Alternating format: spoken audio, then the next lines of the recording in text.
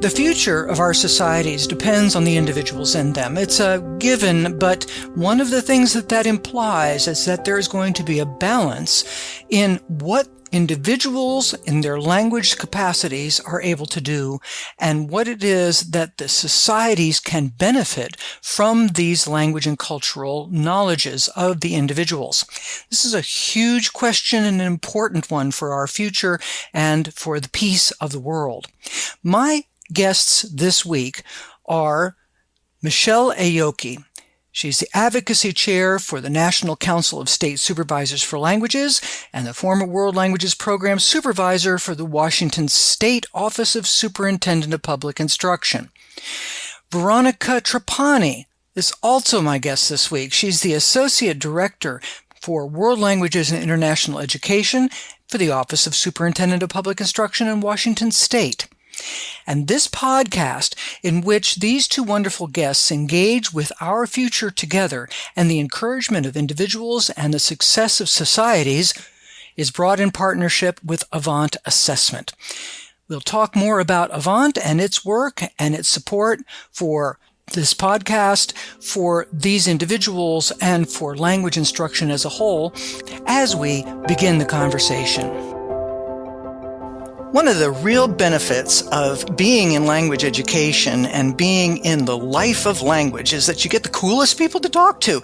And I've got two of them here today for your pleasure, as well as mine, Michele Aoki and Veronica Trapani, and they are both from Washington State in the United States. Welcome, Michele. Welcome, Veronica. Thank you. Thank you so much for having us here today, Norah. Well, I'm excited for it. And you know, there's a loud and proud Washington State start that we've got here. And I just think that especially in times where people are looking at potential wonderful new legislation in Washington, D.C. in the United States, in the kinds of decisions that are being made internationally about languages and the support of languages, including indigenous languages, that it's really exciting and really challenging to start with Washington State never says no to language. Okay, so what I've got here is I'd like you to tell us a little bit about yourself, what role you're playing, such that you can speak authoritatively about that yes that Washington State gives to language. Michele, why don't you start? Well, actually, we say Washington never says no to a language in the sense that languages are identifiable, and that's really our goal, that we don't want students just to have the opportunity to learn a specific language that we're offering, say Spanish, which is a wonderful language, but in a lot of our schools in Washington, it's the only one that's ever taught and that students have a chance to learn. So the idea is that if you bring a language forward, maybe it's a language of your family, your parents, your heritage language in that sense, for example, or your immigrant language, your language that you learned in school from another country before you came to the United States or to Washington State, or perhaps it's just a language that you're curious about and want to learn. We want that language to be something that we recognize. And so when we say we don't say no, the philosophy was related to a project that I led when I was the state supervisor for languages at the Office of Superintendent of Public Instruction starting in 2008, to make sure that any language could earn world language credits on a high school transcript. So that was sort of our starting place. This was a number of years actually before the Seal of Biliteracy movement started in California. And so that philosophy, we tested it out. What would it look like? How do we find assessments, or how do we partner with people in the community that know these languages in order to make it possible to recognize what a student can do with the language and make sure they could get credits on their transcript. So that's kind of where it started. Thank you so much for making sure that that entry of mine was repaired in the direction that it needs to go, and it brings in so many wonderful conversation parts. Thank you. Veronica. So I am currently the Associate Director for World Languages, and I've taken on international education as well at Washington's Office of Superintendent of Public Instruction. And so that's Washington's Department of Education. And currently, besides, while having competency-based credits and the Seal of Biliteracy, I also oversee our biggest initiative, which supports all languages, which is what we call custom testing. And so this was started through Michele and our professional organization for world language educators, WAFLT, the Washington Association for Language Teaching, back in around 2013. And that was where WAFLT, on a volunteer basis, was pairing up and finding language raters for languages that did not have assessments available yet. And now, again, this is 10 years ago, so the scope was a lot smaller.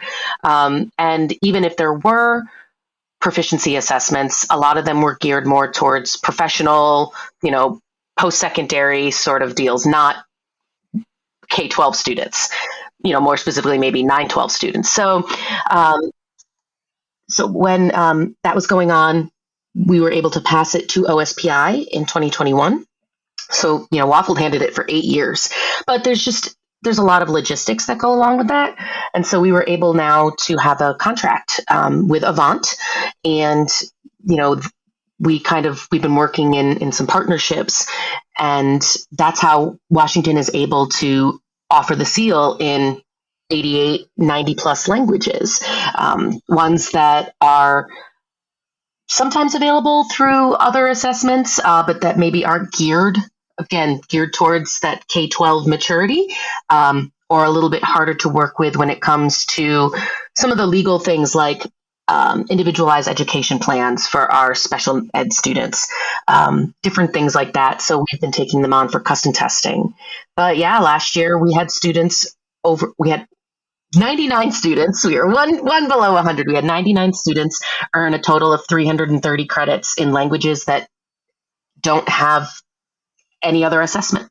So it's a real point of pride. And that's one last thing I do want to say is that because of the great support that we've had throughout the years, this past year, for the next 2 years, the biennium, our state legislature is actually funding the whole thing. And so, yeah, they gave me more money than my wildest dreams was for this. So we're really hoping to use it well. But, we've taken language equity and financial equity to the forefront of what we do. And so while we're not paying for all types of assessments, it's just our custom testing, that's still at a $250. If districts don't have to pay for one Nepali, we're taking that, then they can pay for potentially 5 to 10 Spanish, so it allows those students and allows those languages better equity, while allowing districts to still support other language testing. The stories that you both have told here have to do with a new vision for people that potentially have only been exposed to, involved in, knowledge of, education that has happened from a more formalized point of view. And the enthusiastic funding, I'll go ahead and use that adjective with it, tells me that your state is seeing something important emerge for its citizens. Michele, you look like you were so ready here. I do have, when I do my recording of this podcast, I do see the faces and I'm watching the reaction there as Michele is ready to, I know, add some important aspects of this. But that question I have is, what are they seeing that's so exciting that funding has been provided in this particular case for what you were referring to, Veronica? Yeah, I'd love to just tell a little bit about that story because it seems sort of obvious now after so many years that we've been working on this that obviously we would continue. Of course, the main reason is that the response from students and families has been so positive, and so many of them were students who felt that they really couldn't own their identity as a speaker of another language because the word at school was, you are deficient in English, so focus on English. Your other language doesn't matter. And what with the experience we've had over these, we started in 2010 with the testing, and also it's been 13 years now. We feel confident about that. But I understand that in other states and other settings, they don't just have that confidence immediately. So I'm going to go back a little bit in the story just to help people understand that one advocate can actually lead to a change. It's that butterfly flapping its wings kind of thing. So back in around 1998, the University of Washington was hosting a planning conference for the soon to be the first planned Heritage Language Conference, and that eventually led to the National Heritage Language Resource Center down in UCLA. And it happened that my daughter was learning Russian in a heritage program. So I'm not a heritage speaker of Russian, but I have a PhD. And so she was confident that my daughter could get support at home. And she was about fifth grade or so at the time. And so I invited Galina to come to the conference. And she was sitting next to Terry Bergeson, who was our new superintendent of public instruction. And Galina asked Terry, why can't my students earn credits for Russian? I have students that are learning their heritage language. Some of them start as beginners because their parents didn't speak to them at home. Some of them have very advanced skills. But why can't they earn credits for Russian? Well, of course, if she were to write up a curriculum in English and submit it to every district that her students attended, potentially they could have approved it. But that was a ridiculous process. And so the superintendent said, I'm going to make that happen. Well, the years passed, and in 2008, I got hired to work at that Office of Superintendent of Public Instruction with that same superintendent. And so I said, well, this is something we really need to address now.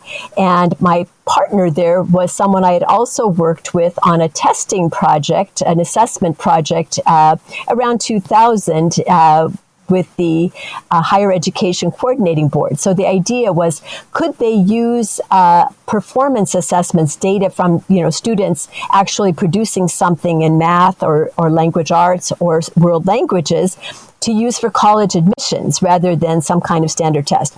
Well, Kathy Taylor and I had worked on that, and it was not quite successful. And the reason was that there wasn't really a common understanding of proficiency among the teachers, and the amount of work to collect the data and then to evaluate it and so on. It was onerous. There was no way that it could be done in kind of a process that relied on each teacher to take the initiative.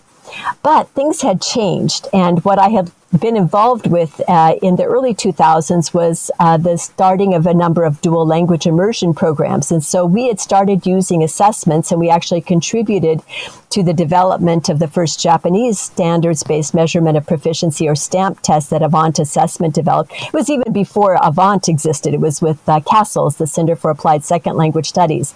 So I knew that these proficiency assessments were being developed that were not so expensive, and they would be appropriate for learners.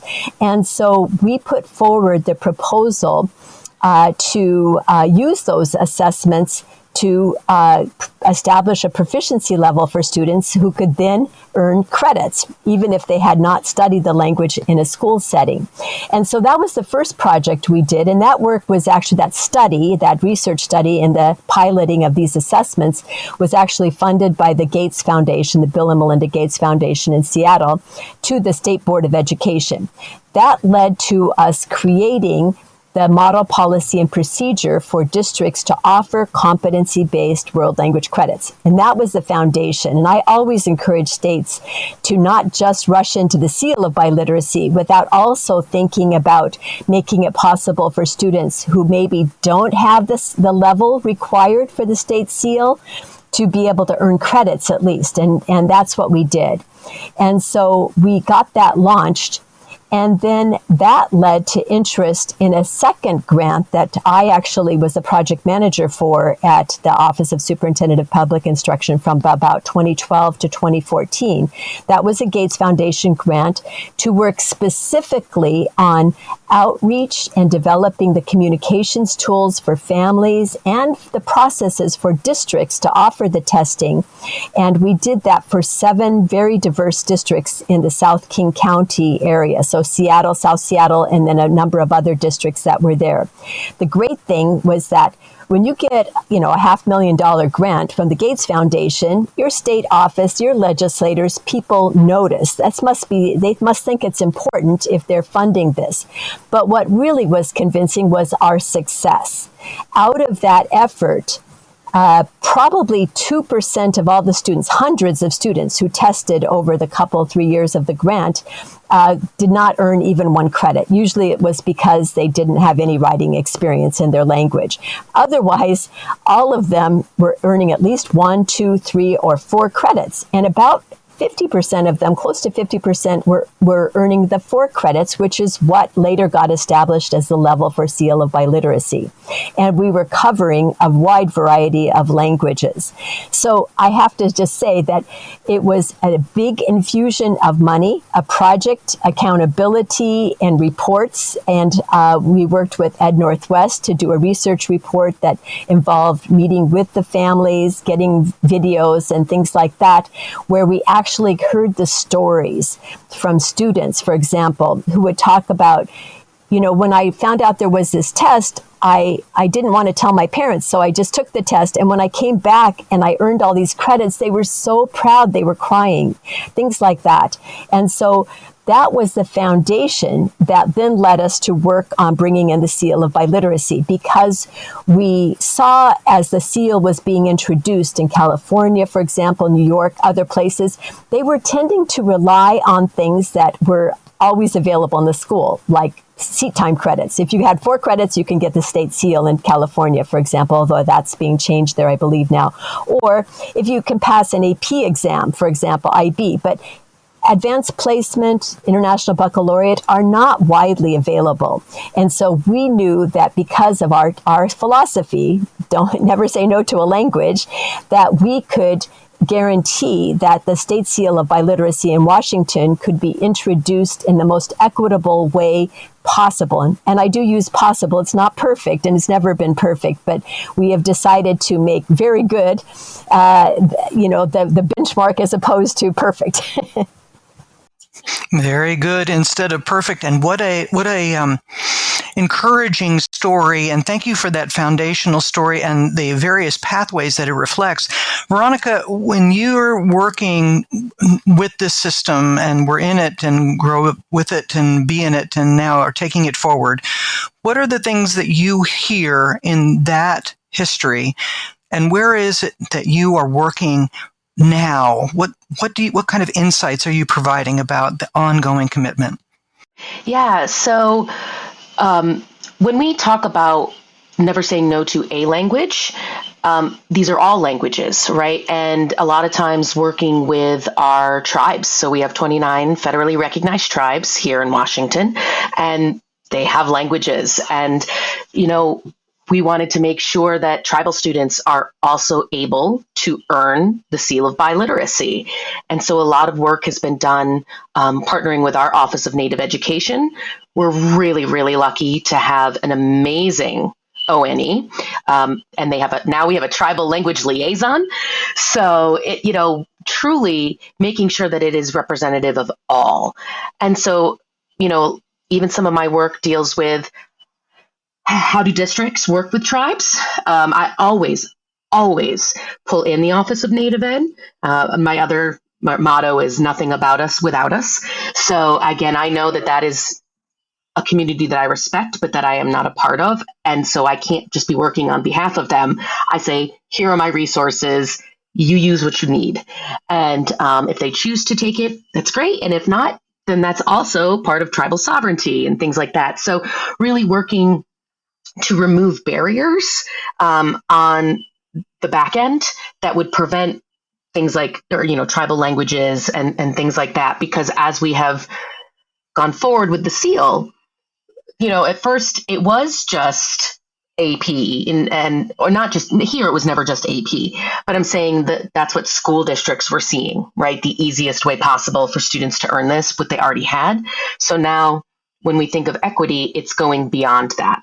And really trying to integrate all. And I also bring up working and making sure that American Sign Language has a place at the table as well. That has been a lot of work, just because of, again, another community of which I can never be a part, the deaf and hard of hearing community.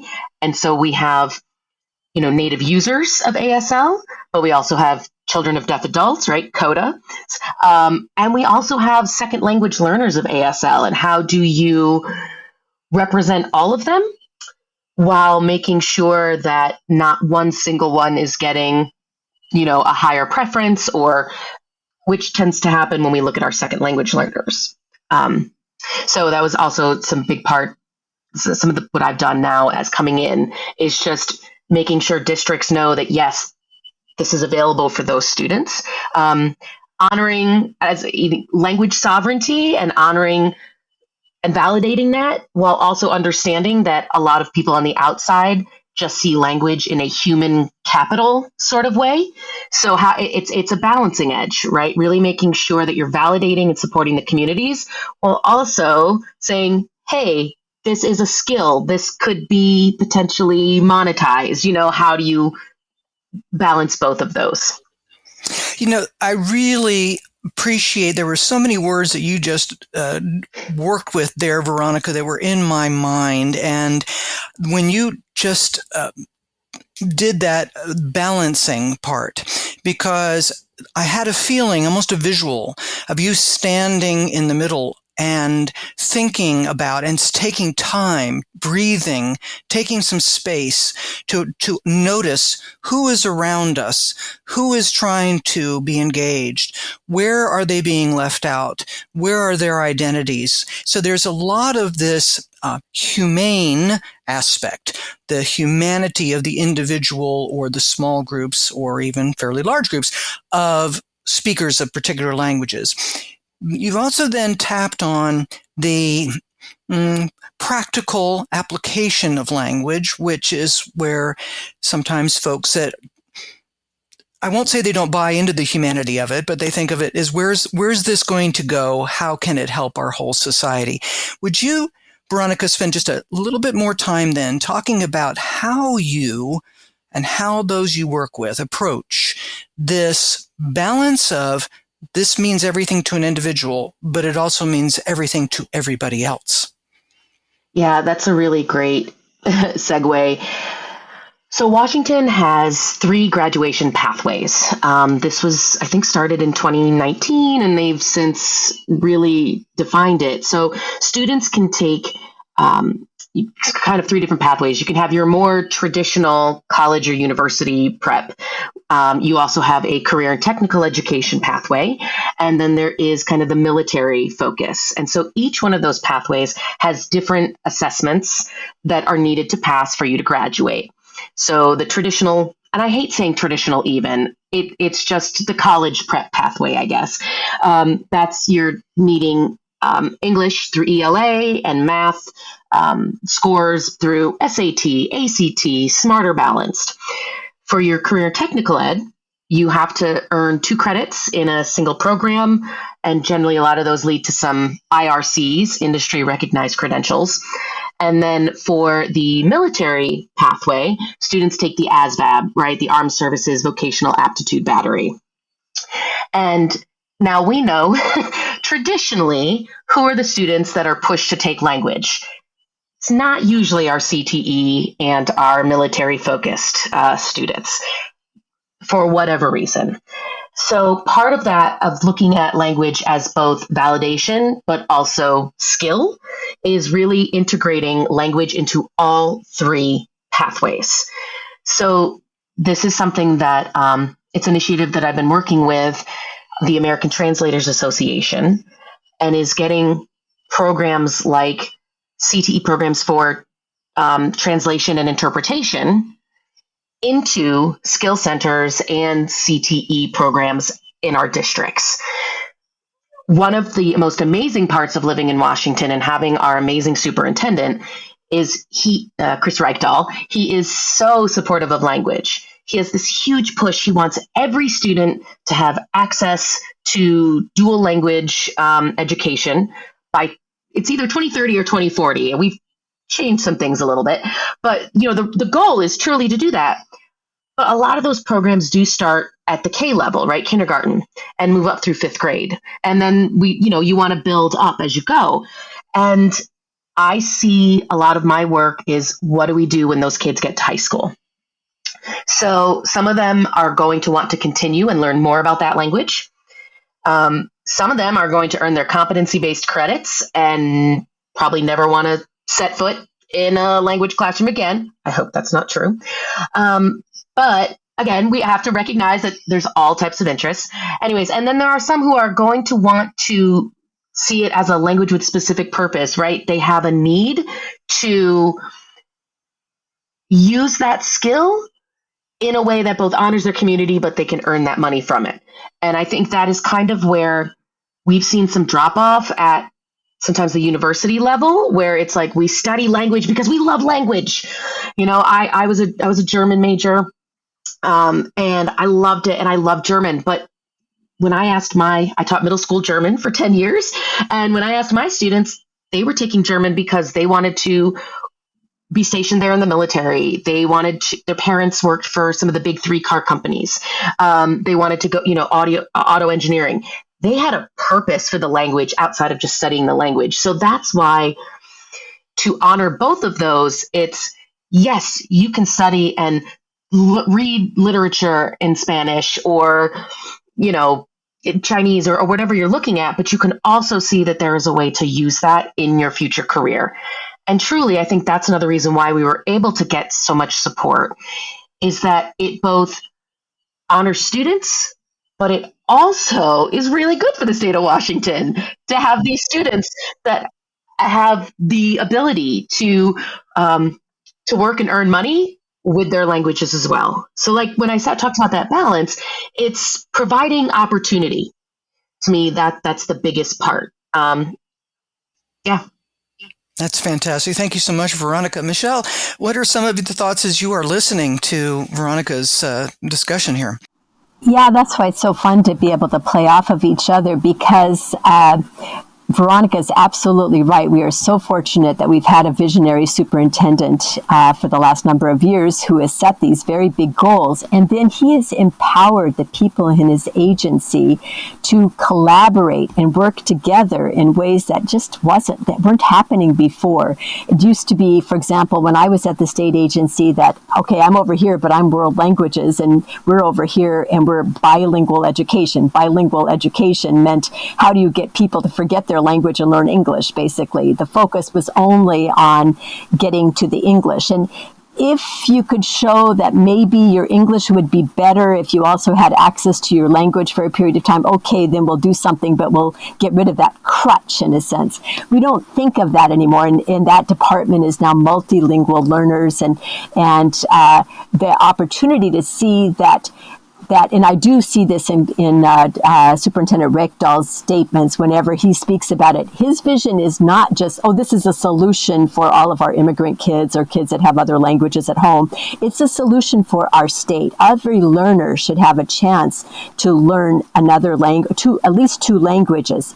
Obviously, it's beneficial to know English in this country, but whatever other language it is, the one that came from your youth, your childhood, your family, or maybe something else that's just of interest to you for whatever reason. So that has created a kind of synergy.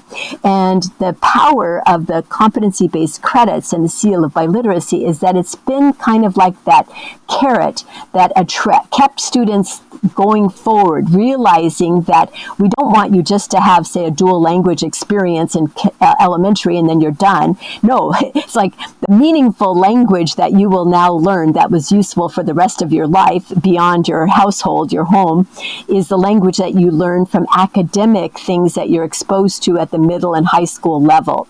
And in particular, they expanded the notion to really focus on heritage language learners in a way that I think very few states have done so far, because these all fit together, all these pieces together. So, for example, for the past 3 years, I have helped coordinate a grant from our state office for a heritage language program that has as its goal high school students, to earn the state seal of biliteracy and the global seal of biliteracy, which I'll explain in a minute why I feel that's beneficial, and also do it through development of a portfolio that shows the growing development of a student's global competence. So their ability to engage with world issues, things like the Sustainable Development Goals, to reflect on their international experience, travel, people, cultural things within their own communities, and their language, their experiences as language learners and language acquirers too. And so we've now run that program for 3 years for Russian, Romanian, and Spanish, and then we were adding Ukrainian as well the last year or two. So the fact that such a opportunity would be available says so much about the forward-looking view at our state office. It's a pleasure to be able to partner with Avant Assessment to produce this podcast. In 2001, David and Sheila Bong joined Dr. Carl Falsgraf to pursue a vision of a standards-based measurement of proficiency assessment in order to be able to open the door to students speaking as well as learning all types of languages in order to pursue their individual dream and society's need for those that are proficient in language and cultural understanding. Thank you, Avant Assessment, for being my partner for this podcast, and thank you for producing those assessments and those programs that can help to support students and teachers as they grow in their learning, acquisition, and use of languages. I'm going to ask both of you, it's more of an emotional content here. You have alluded to that some, and Michele, when you just mentioned about, I'm not sure that other states, are taking a look at this emotional goes back to the word that you used about your leadership, your legislatures in particular, having confidence. There's a lack of fear at the leadership level that seems to be driving this, that languages are not a threat, that 2 or more languages can be held in the human brain at the same time effectively. Some of these, again, are aspects of data and knowledge, but that data and knowledge is widely distributed, and it doesn't necessarily always make it to legislation. There seems to be a confidence here, I'll go in the positive direction, that it's okay that humans will flourish and society will flourish with this. Am I overstating this emotional content at all? Not at the level of our state office, and to a great extent, not at the level of our legislature. Even when we passed the original state seal of biliteracy legislation in 2014, it was right before I left the state office to go work in Seattle Public Schools as the district supervisor. The bill passed with unanimous approval in the Senate, and it was actually led by a person on the more conservative side. So that's been one of the beautiful things about the Seal of Biliteracy, is that it has been something that brought unification at a time in our country when so many things are bringing division. And part of it is the recognition that it's not just about honoring a language other than English, it's about also honoring English. And so it brings those two pieces together. And many people in our policymakers, both at the state and the federal level, have had experience going abroad and so on. And many of them have seen local efforts. They've seen young children learning English in another country, and they get the idea, I want our kids to be like that they can just speak Chinese if they want to, or Spanish or Russian or Ukrainian or whatever language it would be, including things like Chuk and Quechua and so on. So I feel like we've really come a long way in building that, like you say, confidence. So step by step. But the first thing is that you have to be, as leaders in this field, you have to take a broad view of yourself. And I just decided, for example, when I stepped into the role, I'm just going to say a personal note, which is that I had breast cancer in 2007, and I came out of that, and I had been working at that time on advocating for the state position for that Veronica now fills to exist. And it got passed, but it didn't get funded, so it didn't happen. So in 2008, it got reintroduced, and when it got funded and suddenly it was there, I decided I would go ahead and apply, not because I thought I was that qualified for it. I don't even have a teaching certificate for K-12. I've worked more in the higher ed arena, but supported dual language immersion programs to be developed. So I kind of brought that aspect, but I decided to apply. They didn't actually hire me first, but then they turned around a couple of days later and said, well, actually, we would like you to come in. And one of the things I think anybody who has experienced something like cancer, you realize I have nothing to lose. I am going to go full bore to the goals that this could have. And so I just threw myself into it, but other people did as well. And we had tremendous support from our World Language Association at the national level and everywhere. And so that's what I would just encourage people to do is don't get cancer, but imagine that you did, and you had a limited time to have an impact in the world. Well, you better make that impact now. There's no time like the present. Thank you, Michele. And thank you so much for sharing that and that impetus that we all do well to keep in mind, even if we avoid the specific diagnoses. But thank you again for sharing that personal note. That was very powerful. Veronica?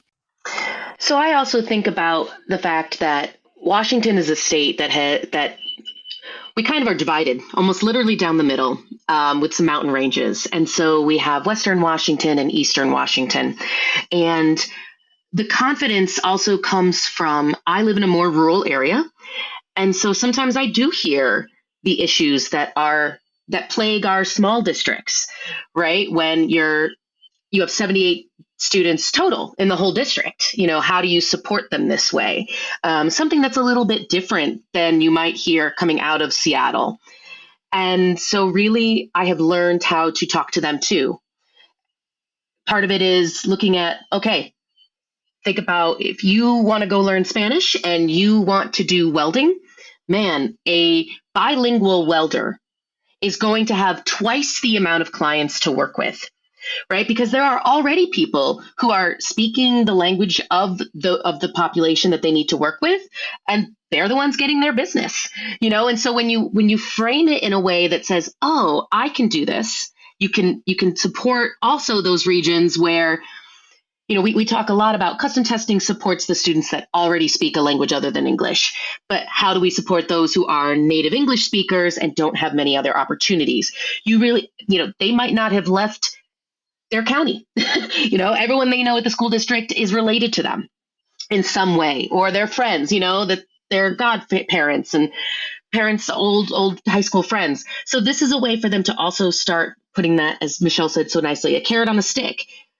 It's not as scary when you can see the benefits of it. So I think that's also been part of the confidence is working with policymakers who represent smaller communities like that, where they might not have a lot of multilingual students already. But when you can show them, hey, when you're talking about marine science, and you're working with the Port of Seattle, you know that Nantes, France also has students learning about marine science. And you can open up a more global perspective to people that never saw that before. It makes the world bigger. And that's why I always advocate, even when people tell me, oh, I took 2 years of high school Spanish and I don't remember it. I'm like, it broadened your perspective bigger than where you are from. And made you look at the world outside. Not everybody has to take a world history class. And even then, that's world history, not world current. And so I think it's really powerful when we can support those students as well to make it so it is a statewide initiative. That bringing in, thank you so much, Veronica, the story in general, but that sense of when you have smaller and rural areas, which is where I tend to live, and my heart goes out to those items of both identity and also utility that are found in rural areas as well. And it's a very interesting puzzle. Now, Veronica, Michele mentioned a really quick story a little while ago about a young person who went ahead and surreptitiously took a test and came home, and the parents cried because the child had passed the test. What story can you tell about the effect of what is happening in Washington State on a young person that you know of, or in your life, however you would like to take it? So I obviously do come from the world language world. Like I said, I was a middle school and high school German teacher for 10 years. And, one of my points of pride is how many students I've had that have continued to study German at university and the college level, for all different reasons. And even one I had, she grew up in the Mormon faith, and she did her mission in Germany. And so it's saying it doesn't matter why you're learning or what you're learning, it's that you apply it. And there is one thing I really want to talk about and why I love our custom testing. We had a district that reached out to us that had a student who deals with selective mutism, which is when you have anxiety so bad that you can't speak. And so for some of the testing, you need to physically be on the phone to speak with someone. And we were able to work with them so that the student was able to record. And so where previously, in their language other than English, they would not have been able to even earn the credit because they couldn't do the speaking part. And that is part of the requirements, right? If a language has a spoken aspect, we need you to assess in that. If it has a written aspect, you need to assess in it. But being able to work with our district, our assessment partner, and then OSPI, and we were able to pay for it. It was one of those things that it was like everybody worked together so that this student, who in any other circumstances would not have been able to earn that credit, was not only able to earn credit, but able to earn the seal of biliteracy. And so that to me is like when Michele talked about collaboration, it's within our agency, but it's also with our nonprofits, our NGOs, right, non-governmental organizations, and our professional organizations, all of us working together to support all students. Yeah. I just wanted to make sure that we didn't mention that we've been talking a lot about Washington State because that happens to be where we were working. But actually, when I started the work on the competency-based credits, I was the chair of the ACTFL LICTL, Less Commonly Taught Languages Special Interest Group, SIG. So I felt an obligation to be sharing what we were doing and really figuring out. But not only that, it was through the SIG that I met people that helped a lot with finding raters for some of the languages that we needed. And I'm also, both of us are members of the National Council of State Supervisors for Language. So that NACESFL organization has really been instrumental in being a conduit for people to share across state lines what each state is doing. Each state is doing something that's innovative or different or could be beneficial. And I do view this as part of why I'm so excited about the new World Leap legislation that has been introduced in the Congress. We'll be talking about it soon at the JNCL Language Advocacy Day in Washington, D.C. And why it's so important for the federal level to take on that same idea is that never say no to a language. A language represents a person, a culture, something. And, lately we've been talking a lot about artificial intelligence, AI, chatbots, things like that. It's so interesting. The more that I've been experimenting in that arena, the more I've understood why we have to treat the wealth, the human wealth that we have that is unique to us as human beings, which is our language and our culture and our ability to communicate it with each other. And I think we don't want to give up on that. I've heard some people say, well, we'll never need to learn another language. These bots will translate everything. It doesn't work that way. On the contrary, it will open more doors, I believe, and make it more possible for more people to learn more languages. But I don't think it in any way limits the need for formal learning opportunities, teaching opportunities in our schools, and certainly pathways to recognize people that have had the initiative to learn languages on their own. Beautifully said. And one of the things that I would have prompted earlier on in this conversation, except it's been packed into everything you've said, both of you, has been the nature of the fact that language lives in culture. And so there's a a joy of the linguistic, but also the cultural element. And I invite those that are listening to this podcast to look again, listen again to what is being implied here about the joy in and dignity of the cultures that are coming forth and being represented in these languages. And I will be encouraging listeners to go on to my website, fluency.consulting, to take a look at the resources that you've shared and that background that you've shared so that they can experience and get a good connection with you and with those resources you had. So that's kind of like my exhortation, but I always in my podcasts turn that last moment where we have to doggone it wrap up instead of talk the rest of the day and invite you to do your final exhortation, your final invitation, your final reminder, your good grief, we didn't talk about this. I need to at least mention it before we go. So, Veronica, what is it that you want to make sure that you don't leave this podcast conversation without sharing with the listeners, please? Learning a language takes a village, and understanding proficiency and where we're going now is greater than just world language educators. It's the people in front offices of schools. It's being able to share, and it's really truly changing the view of languages other than English as a whole. I do want to say that sometimes when we talk about custom testing, we do get some families that say, I don't understand why you would even want to assess in our language. It's not anything. And so that's really where you're seeing that from some of our tribes, right? When language was taken away in residential schools, that was a way to protect themselves by not speaking the language. So it's going to be a heavy lift, changing the way an entire culture sees languages, speaking of culture. But I think that's got to be the overall overarching goal, is to get everybody on board with this, because that's the way that we make the big change. And that's truly a lot of what Michele set as great foundations for me to come in and work with.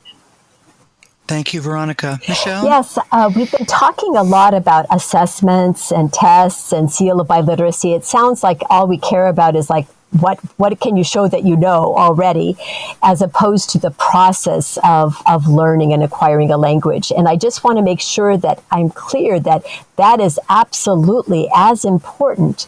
However, it's a lot easier to generate the enthusiasm and interest from the students about doing the hard work of learning a language and owning the language, that acquisition part. We don't want you just to learn about the language. We want you to have it as something that's a skill that you can own and use in whatever setting you want to have it.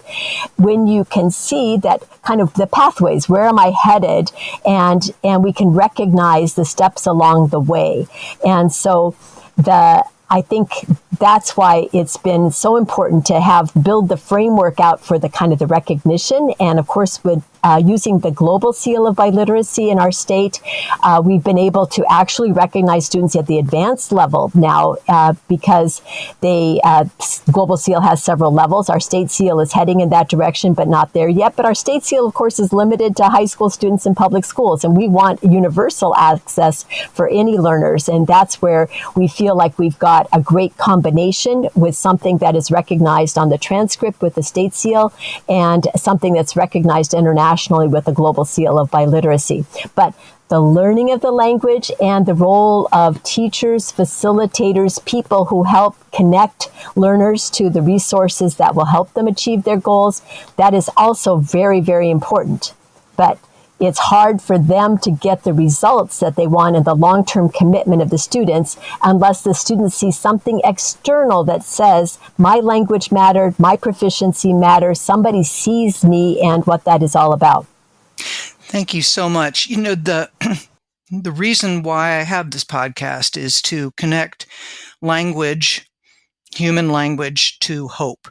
And I'd like to make sure that I say here in front of both of you that what you have shared from your experiences, primarily in Washington State, although others as well, thank you very much for that background, is to also commend those who are listening in the United States and beyond the United States who have had certain experiences, and to encourage the listeners that have had those experiences, have supported this kind of identity, this understanding of the effort and of the joy.